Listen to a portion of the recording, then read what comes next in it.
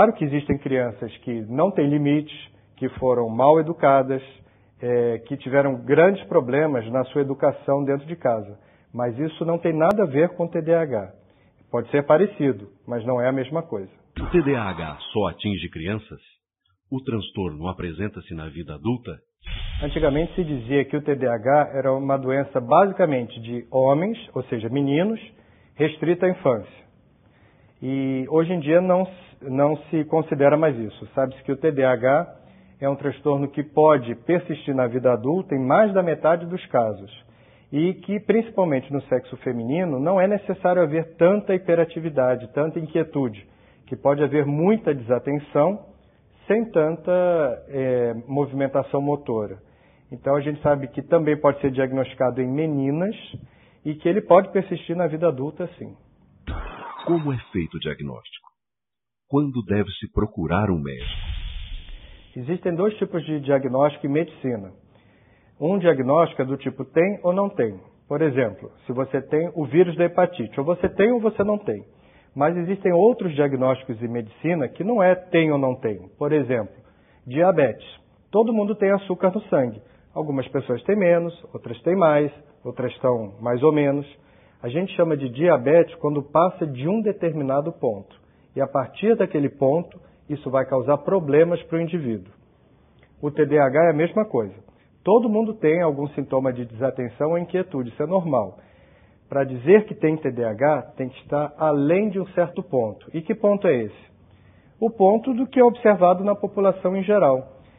Muitas vezes você consegue fazer o diagnóstico de uma criança quando ela está em grupo e você vê que o comportamento dela é diferente do comportamento das demais crianças.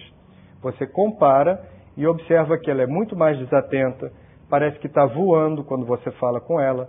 Você tem que repetir várias vezes a mesma coisa até ela prestar atenção e obedecer o seu pedido.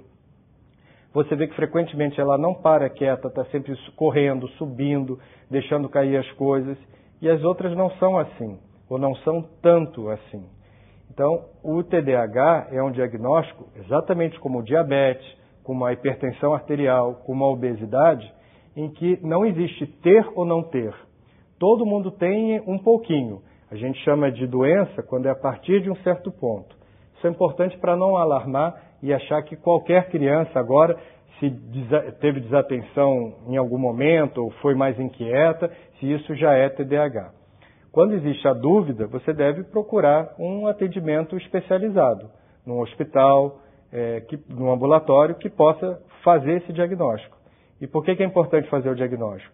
Porque nós sabemos que quando não tratado, o TDAH tem uma chance grande de se associar com vários problemas na vida adulta.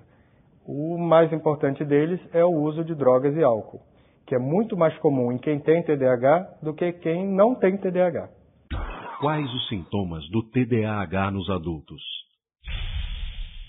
O adulto, principalmente quando você está conversando com ele, você percebe que ele não espera você completar a frase, ele já responde antes de você ter terminado a pergunta. Você está falando de um assunto e ele, de repente, passa a falar uma coisa diferente. Muitas vezes ele parece estar voando quando você está falando com ele. Todo mundo faz isso de vez em quando, principalmente quando está cansado. Mas o adulto com TDAH, ele parece que faz isso o tempo todo. Ele parece que nunca está ali conversando, dialogando com você. E quando ele tem que ler durante muito tempo, por exemplo, estudar, ele não consegue, porque ele começa a ler e passa a pensar em outras coisas e perde o fio da meada.